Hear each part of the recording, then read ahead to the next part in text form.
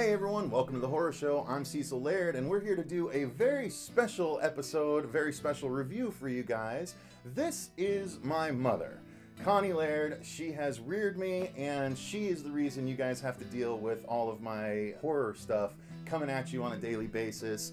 Not because she is a huge horror fan, but because she raised me and I turned into a horror fan, so it's her fault. So, don't accept the blame.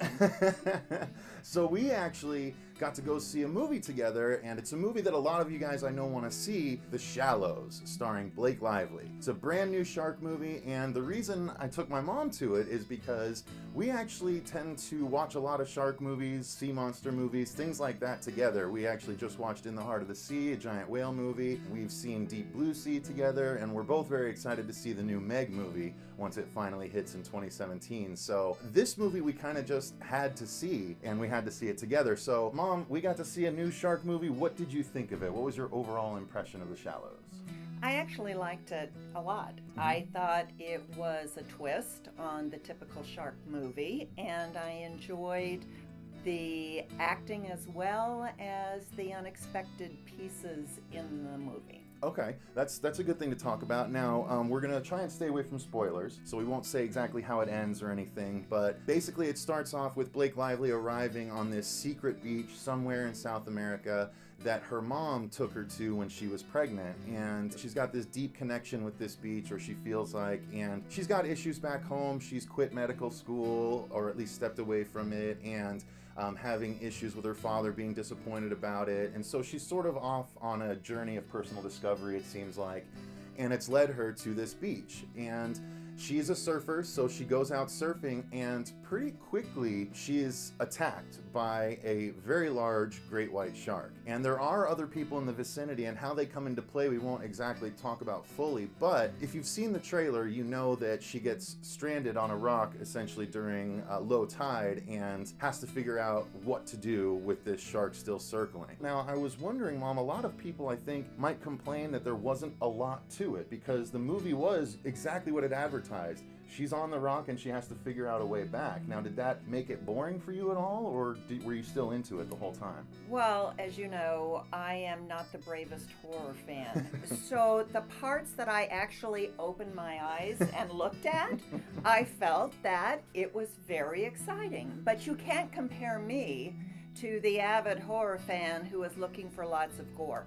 I thought that compared to some of the other big sea monster shark movies of the past, it was done in a more restrained way.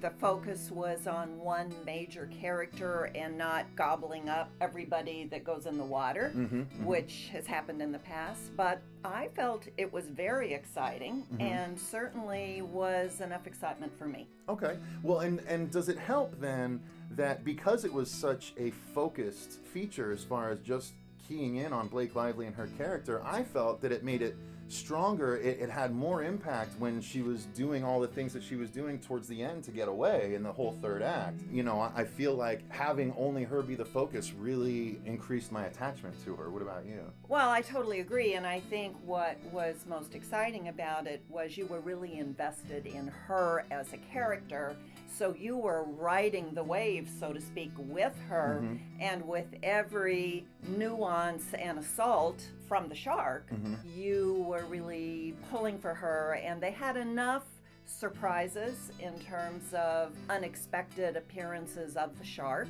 that it was a thrill ride. Yeah, it so really was, because Jaws, a lot of people of course are going to compare it to Jaws, and in Jaws, partly because the shark wasn't working behind the scenes, but also partly for storytelling purposes, the shark was kept off screen for a vast majority of that movie. That is not the case with this one. Exactly. Right up front, you see the shark pretty quickly, and the director even said that he did that because it can be just as terrifying when you know what's out there as the stuff that you don't. However, when you talked about it being restrained, it's because they did have budget limitations, and the shark was entirely CG. Now, that basically means that they had to, like you said, restrict themselves to only using it when it was really effective, and I think that they chose those moments perfectly. You know, it's interesting, but the one thing I did miss in this movie as compared to Jaws was the music. Because the music from Jaws brought the whole piece together. And when you started to hear that music, You knew. you knew what was going to happen, and it was creepy.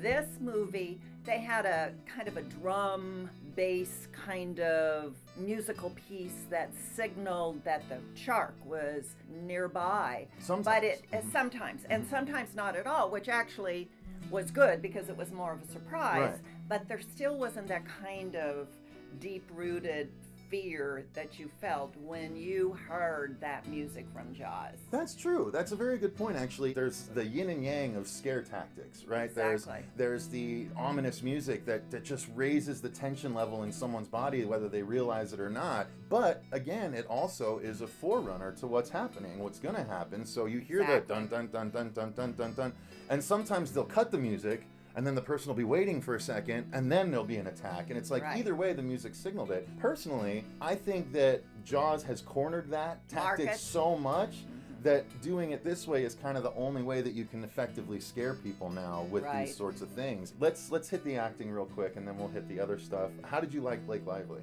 I thought she was great. Yeah.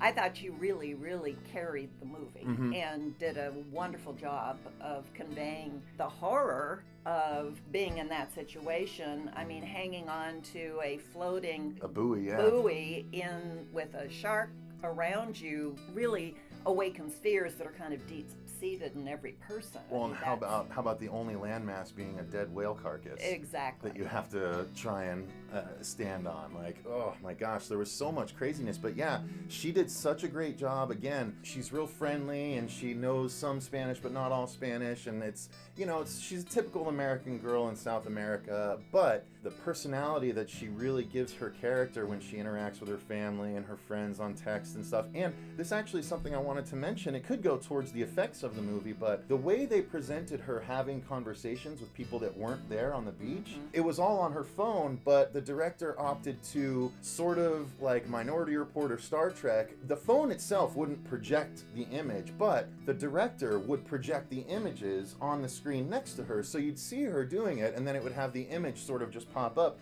and you'd see, so you're not trying to struggle to look at the phone and look at her and stuff. It was an interesting choice, and at first it took me out of the movie a little bit in the car.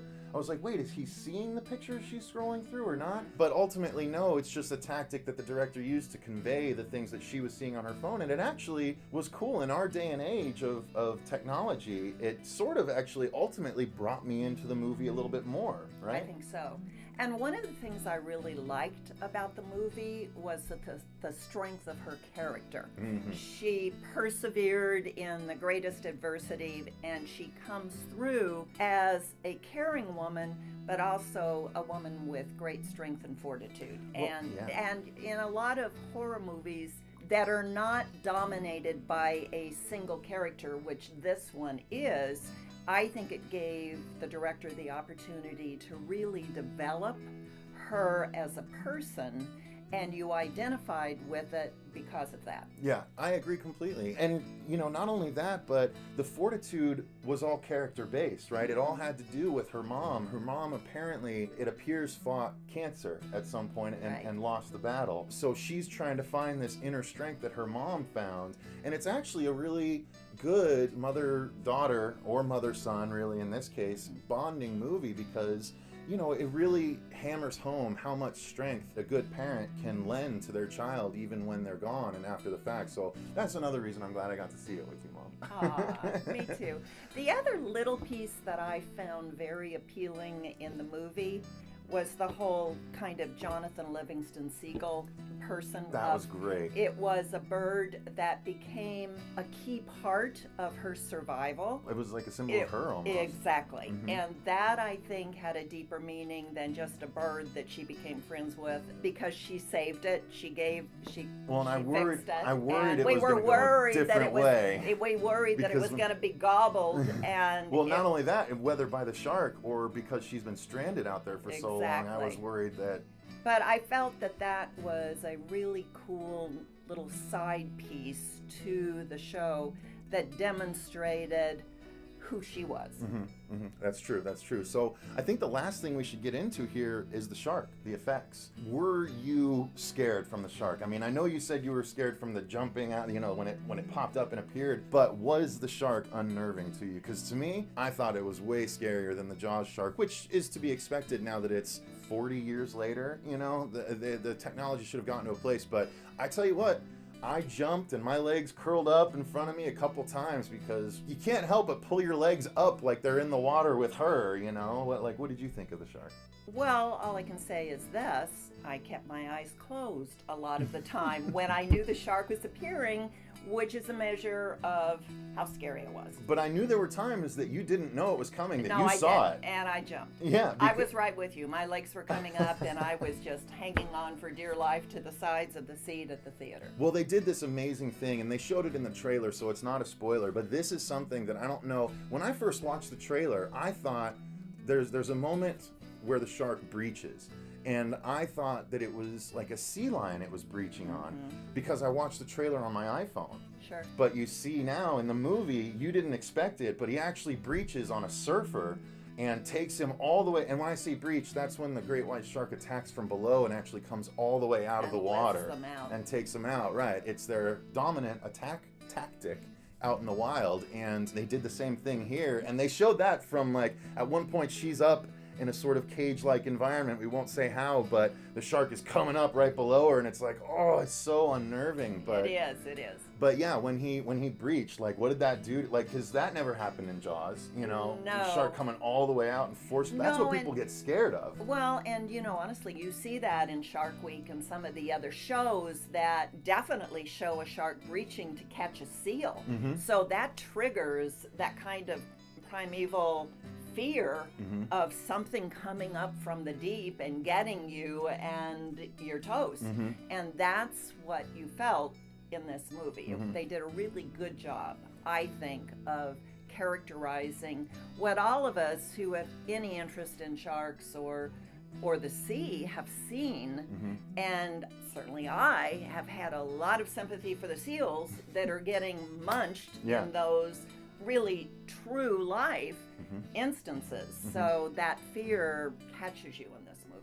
And then we got to see the shark in a couple of other scenarios. One where it was trying to get at her, but it couldn't quite get at her. Similar to the end boat scene on Jaws when it's trying to chomp at stuff, but this was much more effective because it's using its body to try and sort of get to her. And God, I just can't talk enough about how awesome the shark looked. Despite being CG, it was so effective. Very realistic. Never took me out of the movie. Some people might say, you're dumb, I could tell it was CG. Whatever. Look, if you've got perfect eyes, more power to you. But with these 35-year-old eyes, that was scary as crap. So I think that's a pretty good coverage of The Shallows. Mom, any final words on it, or would you see a sequel? Absolutely, and I would encourage anyone to take a look. Awesome. That's you can't put it better than that, you guys. So I want to say thank you very much to my mommy for coming to do the review with me. Thank you. We appreciate you stopping in and doing this for the horror show, so thank you very much. You're welcome. And thanks very much for watching this very special episode of the horror show featuring a review of The Shallows by Mother and Son. I've been Cecil Laird. And I'm Connie Laird. And until next time, remember, stay scared.